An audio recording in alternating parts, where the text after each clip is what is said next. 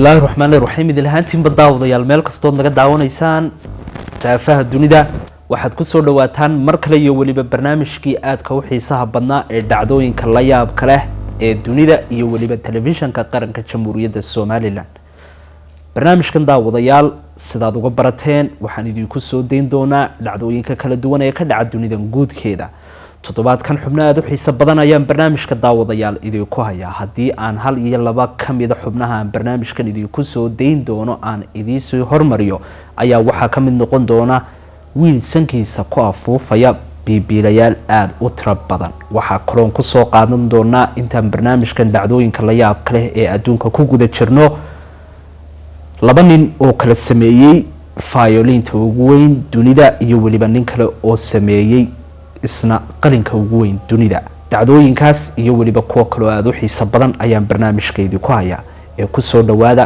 meel kastoo aad ku sugan tihiin kuna nasta barnaamijkani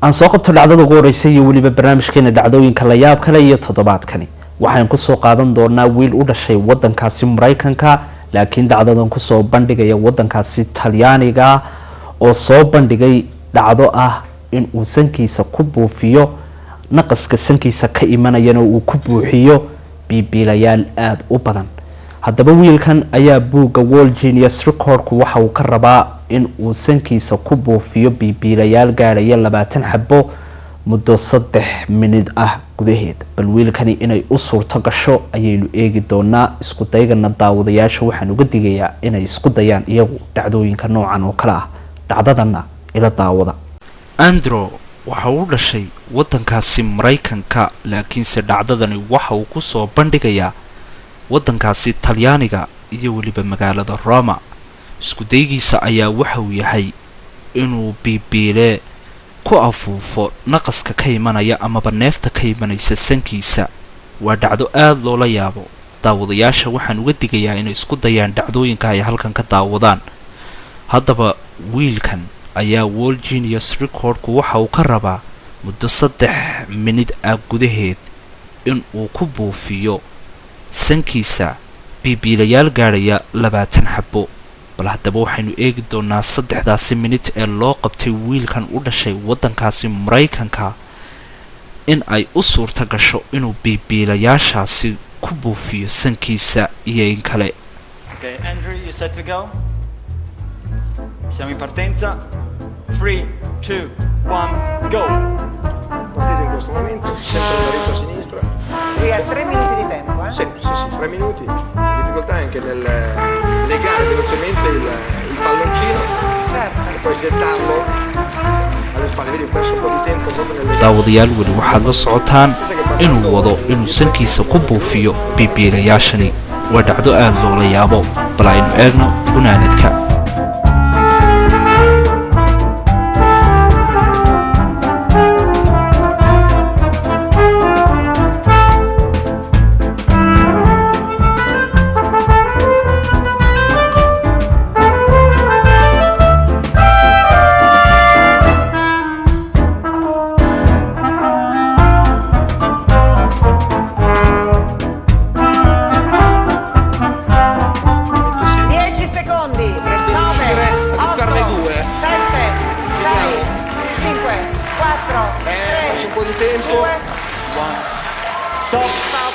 Questo non vale. L'ultimo non credo che sia valido. Quindi resta un Guinness World Record. Non ha superato il suo record, ma questo record è sempre suo. Andrew sidaad arkayseen waxa uu ku guuleystay oo World Genius Record-ka ku galay in muddo 3 minute ah gudaheed uu sankiisa naqaska ka imanayo ku buufiyo biibilayaal gaaraya 27 biibile iyadoo laga rabay ugu yaraan in uu ku buufiyo biibilayaal gaaraya 20 xabo laakiinse 7 ayaa uu kormariyay dhacdadanna waa ku guulaystay waxaana uu noqday qofkii ugu horeeyay ee soo bandhiga dhacdo noocan oo kale ah halkaasi ayaa lagu guddoonsiiyey abaalmarinta World Genius Recordka aynu intaasi kaga nimaadno dhacdada ugu horeysay iyo waliba barnaamijkeena dhacdooyinka la yaab kale iyo toddobaadkani aan soo qabto dhacdada labaad iyo waliba barnaamijkeena ninka isku dayay dhacdadani ayaa waxa uu dhashay wadankaasi Jarmalka isku dayigiisu ayaa waxa uu yahay in uu gaari yar oo wato markaasi uu ku dhex wareejiyo giraan aad u weyn bal ninkaasi inay wax halis ah ka soo gaadho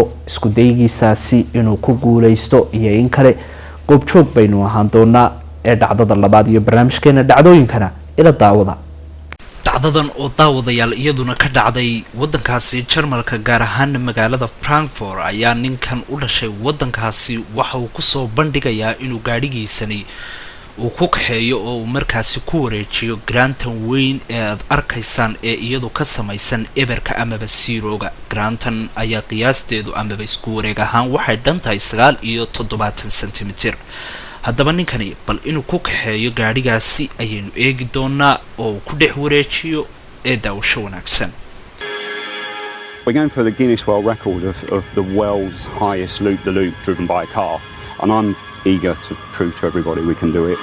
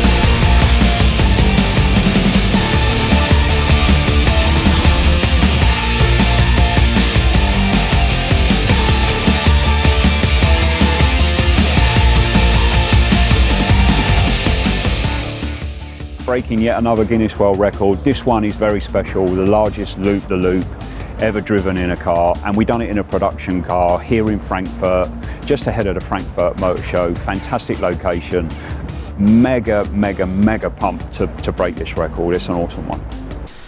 daawadayaal waxaad aragteen ninkaasi sida uu gaadhigaasi ugu dhex wareejiyay grantaasi weyneyd ee iyadu eberka ka samaysnayd oo qiyaas ahaan amaba isku celis ahaan dhammayd 79 centimeter ninkani ayaa sidaasi ku mutaystay oo ku galay buugga dhacdooyinka la yaab kale waxaanu halkaasi ku qaatay abaalmarinta ay bixiso World Genius Recordku Spain baynu aadi doonaa daawadayaal markani nin u dhashay wadankaasi Spain ayaa isna waxa uu rabaa inuu World Genius Record kaga qayb galo oo lagaga diiwaan galiyo dhacdo ah in uu geedkiisa ku jiido gaari ay markaasi saaran yihiin 6 dumar waa dhacdo aad u khatar badan bal ninkani ayaynu eegi doonaa isku daygani inuu u suuro galo gaarigan iyo culayska dumarka markii la isku geeyay ayaa waxa uu noqday 2753.1 kilogram bal culayska intaas leeg ayaynu eegi doonaa inuu jiido oo ay u suuro gasho isla mar ahaantaasna uu ku jiido geedkiisa dhacdadana yaanan idin ka hordhicin ee daawasho wanaagsan dhacdadani oo ka dhacday wadankaasi Spain ayaa ninkani daawadayaal waxa uu rabaa inuu dhacdooyinka kaga qayb galo oo uu ku soo kordhiyo inuu geedkiisa ku jiido gaari ay saaran yihiin dhowr dumar waa dhacdo aad loola yaabo waa dhacdo khatarteeda leh haddaba ninkani ayaa waxa uu rabaa inuu jiido gaarigan aad arkaysaan oo ay saaran yihiin 6 dumar gaarigan iyo 6 dumar ah markii culayskooda la qiyaasay ayaa waxa uu gaadhay culays gaadhaya 2753.1 kilogram culayskaasi ayaa haddaba daawadayaal laga rabaa inuu ninkani jiido masaafada uu ninkani jiidayo baabuurkani ee iyadna laga rabo ayaa waxay tahay 10 mitir bal 10kaasi mitir in uu geedkiisa ku jiido culayska intaasi leeg ayaynu eegi doonaa ee daawasho wanaagsan He seems ready. He signaled that he wants to go. 3, 2, 1. He's off. He takes the strain. He lowers his back. Nothing's happening.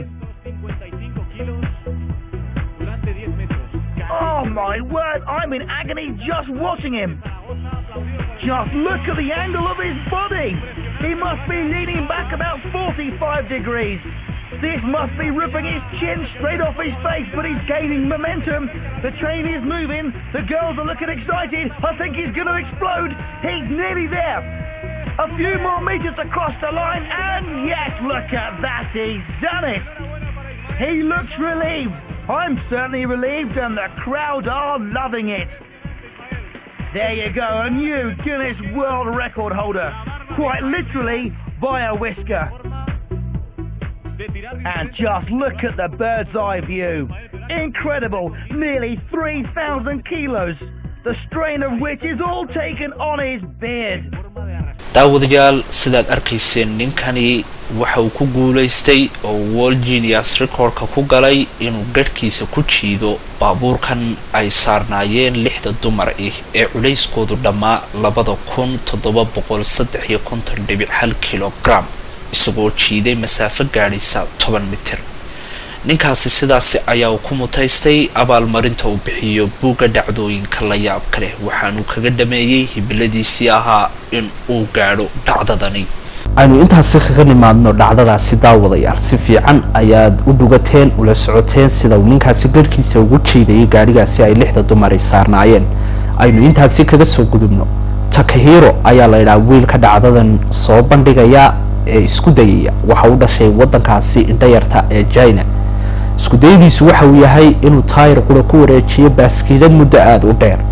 haddaba qodobada laga rabo ee World Guinness ku ka rabo ayaa waxay tahay inuu muddo 1 minute gudaheed ku wareejiyo baaskiilada taayirkaasi oo isla mar ahaantaasina aanu mar qura nasan. bal haddaba inay u suuro gasho inuu halkaasi minute gudaheed ku wareejiyo taayir qura baaskiiladaasi ayaynu eegi doonaa dhacdadanna ila fiirsada. wiilkan lagu magacaabo Takahiro ayaa isku daygiisu waxa uu yahay inuu baaskiiladani ku wareejiyo luqura isla mar ahaantana uu qadar aad u dheer uu ku taagnaado oo uu ku wareejiyo. haddaba buuga dhacdooyinka layaabka leh ee World Guinness Record-ku waxa uu ka rabaa muddo 1 minute gudaheed inuu baaskiiladaasi caqura ku wareejiyo oo aanu mar qura istaagin. bal waxaynu eegi doonaa in uu dhacdadani kaga dhabeeyo oo uu ku guuleysto ee daawasho wanaagsan.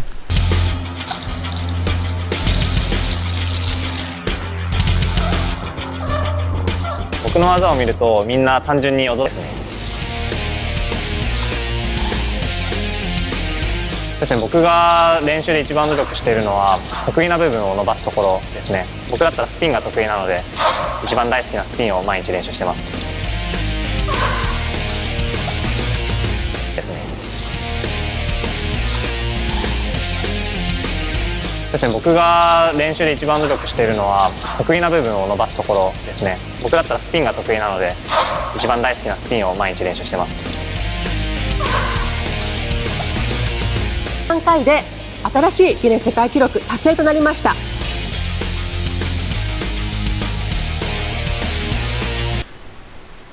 Takahiro sidaad arkayseen daawadayaal muddadii 1 minute ahayd ee loo qabtay waxa uu baaskiiladaasi ku wareejinayay hal lug amaba lug kaliya mar qurana ma uu istaagin oo kama ay dhicin. sidaasi ayaa uu ku galay oo uu kaga mid noqday dadka la yimaada dhacdooyinka layaabka badan.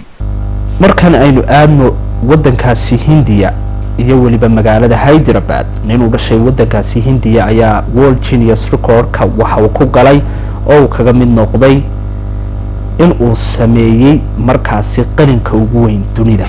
haddaba qalinkaasi ugu weyn inteebay ku qaadatay inuu sameeyo maxaa ku kalifay faahfaahinta xubintan ayaynu ku ogaan doonaa ee daawasho wanaagsan. We have a numerologist and all the people from the village here to do a big unveiling with the Guinness team in tow. From childhood, Mr. Acharya have got dream to become big.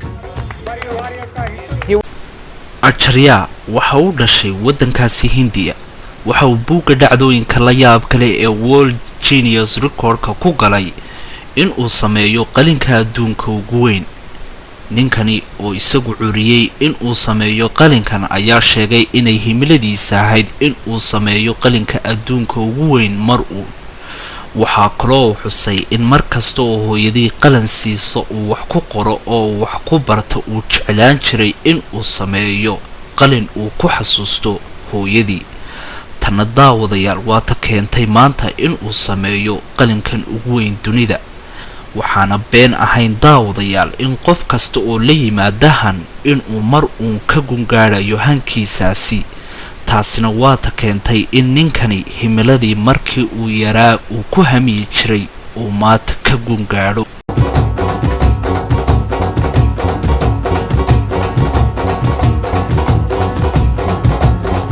By birth I am having a ambition to come forward to overtake the problems. Whenever my mother has given me a pen to write something, then that time I thought that I will create a memorable pen. daawadayaal haddaba qalinkani waxa uu ka samaysan yahay farshaxano kala duwan oo uu ninkani ku xardhay qalinkan uu isagu curiyey hadday noqoto sawiro uu markaasi ku xardhay iyo hadday noqoto muuqaalada kale ee qalinkan korkiisa ka muuqda bugan World Genius Recordku markii ay qalinkani qiyaaseen ayaa qalinkan dhererkiisu waxa uu noqday 5.5 mitir oo u dhiganta 18 feet ninkan lagu magacaabo Acharya ee u dhashay wadankaasi Hindiya ayaa sidaasi kaga mid noqday dadka la yimaada waxyaabaha cajiibka badan waxaanu halkaasi ku mutaystay oo lagu guddoonsiiyey abaalmarinta qaaliga ah ee uu bixiyo buugan dhacdooyinka la yaabka leh aynu intaasi daawadayaal kaga nimaadno ninkaasi isagu iqtiraacay ee sameeyay qalinka ugu weyn dunida waxaad si fiican u dhugateen sababihii ku kalifay ninkaasi inuu sameeyo qalinka oo xusay inay hooyadii ka kow ka ahayd in uu ku xasuusto waxaynu ku guda jirnaa daawadayaal barnaamijkeeni dhacdooyinka la yaabka lahaa iyo waliba dadka iyagu dunidan guudkeeda ku soo kordhiyay waxyaabaha cajiibka badan ee iqtiraacay waxaynu aadi doonaa markani wadankaasi Ingiriiska iyo waliba nin kale oo isaguna iqtiraacay inuu sameeyo faayolinta ugu weyn dunida faayolintu waa qalab lagu qaraaco markaasi muusiga haddaba bal waxaynu eegi doonaa faayolintaasi intay leegtahay sababihii uu ninkani u sameeyay ee daawasho wanaagsan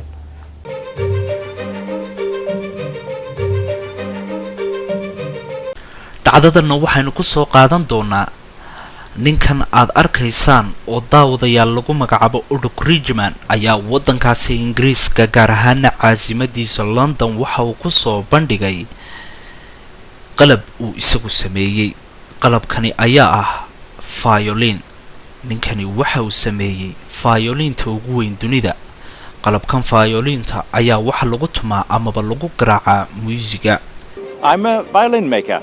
We made the world's largest violin, which is playable. The length is 4 meters and 27 centimeters. And the bow, 5 meters in the length and 22 centimeters. ninkani violintan uu sameeyay ayaa dhererkeedu waxa uu yahay 4 mitir iyo 27 centimeter halka usha lagu qaraaco violintani ay iyadana dhererkeedu tahay 5 mitir iyo waliba 22 centimeter ninkani ayaa waxa uu xusay oo uu sheegay inuu marar badan ku hamiyi jiray inuu mar uun sameeyo violinta ugu weyn dunida laakiin si ay hadda u suura gashay inuu sameeyo isla mar ahaantaana uu kaga mid noqdo dadka laga diiwaan geliyo World Genius Recordka Are really proud about this record. Yeah, we feel great. aad ayaan ugu faraxsanahay inaan dhacdadan soo kordhiyo ayaa uu yiri ninkani ayaa sidaasi kaga mid noqday dadka laga diiwaan geliyo buugga dhacdooyinka la yaabka leh isagoo soo kordhiyay dhacdo aan weligeed dunidan hore loogu arag oo ah violinta ugu weyn dunida ninkani ayaa sidaasi ku mutaystay abaalmarinta uu bixiyo World Genius Recordku aynu intaasi kaga nimaadno dhacdadaasi waxaan soo gaarnay dhacdadii ugu dambeysay iyo weliba barnaamijka dhacdooyinka la yaabka leh ee adduunka iyo weliba telefishinka qaranka jamhuuriyadda Somaliland.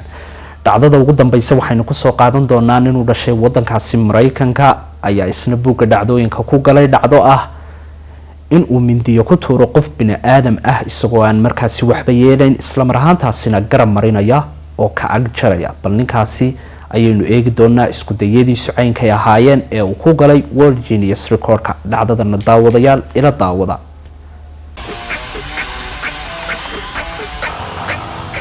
My real name is Dr. David Adamovich. My stage name is The Great Throwdine. I've been throwing knives for 13 years. I started at the age of 50 and I'm 63 now. ninkan daawadayaal ayaa waxa lagu magacaabaa David waxaanu u dhashay wadankaasi Mareykanka.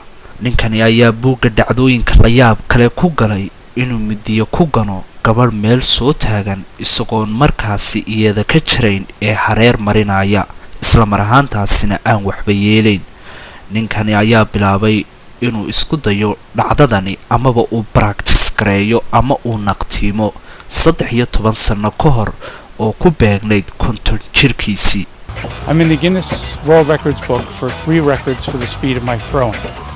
In one record I threw 102 knives around the girl in 1 minute. In another record I threw 10 knives on one side in 4.29 seconds. And in the other record I threw 10 knives alternating on each side of the girl in 4 seconds. isku digihiisii koowaad ee uu ninkani isku dayo ayaa waxa uu ku guuleystay oo buugga dhacdooyinka ku galay inuu qof bini aadama ku tuuro midiyo isagoo aan waxba yeelaynin. midiyihii uu ku tuuray gabadhani ayaa waxay dhammaayeen 102 mindiyood waxaanay ku qaadatay 1 minute gudaheed. waxaanu gabadhani kaga ganay meelo kala duwan isla mar ahaantaasina wax dhibaato oo gabadhaasi ka soo gaadhay ma ay jirin. isku daygii labaad ee uu ninkani isku dayay ayaa waxa uu isla mar kale gabadhani ku tuuray oo uu dhinac qura kaga tuuray mindiyahaasi isla mar ahaantaana waxba kuma ay noqon. waxaanu ku tuuray mindiyo gaadhaya 10 mindiyood isagoo ay ku qaadatay waqti dhan 4.29 ilbiriqsi gudaheed. halka isku daygii saddexaad oo ah isku daygii u dambeeyay ee uu ku galay buugga dhacdooyinka la yaab kalena uu isku dayay oo uu gabadhani ku tuuray midiyo gaadhaya 10 mindiyood isla mar ahaantaasina isagoo kaga tuuray sidaad arkaysaan daawadayaal labada dhinac. mindiyahaasina wax dhibi kamay soo gaadhin gabadhaasi. haddaba 10kaasi mindiyadood amaba 10kaasi mindi ee uu ku tuuray gabadhaasi ayaa waxay ku qaadatay 4 ilbiriqsi oo qura. dhacdadan oo aad u khatar badan ayaa ninkani haddana waxa uu ku guuleystay inaanu gabadhaasi waxba ku yeelin. sidaas ayaa uu kaga mid noqday dadka lagaga diiwaangeliyo buugga dhacdooyinka la yaabka leh waxaanu mutaystay abaalmarinta uu bixiyo World Genius Recordku. intaasi daawadayaal waxaan ku soo afmeeraynaa barnaamijkii dhacdooyinka la yaabka lahaa ee telefishinka qaranka jamhuuriyadda Somaliland oo idinka imanayay stuudiyiisa dhexe ee magaalada Hargeysa. barnaamijka waxaa halkan idinka soo tabinayay isla mar ahaantaasina idin soo saaray anigoo Jamaal Axmed Naasir. dhanka kamarada iyo lightingkana waxay noogu sugnaa Cabdi Cumar Jibriil. barnaamijkan mid lamid ah intaan iskugu iman doonay saragti maqal dambe ka hor waxaan idinku dhaafayaa salaanta islaamka. assalaamu calaykum waraxmatullaahi tacaala wa barakaatuh.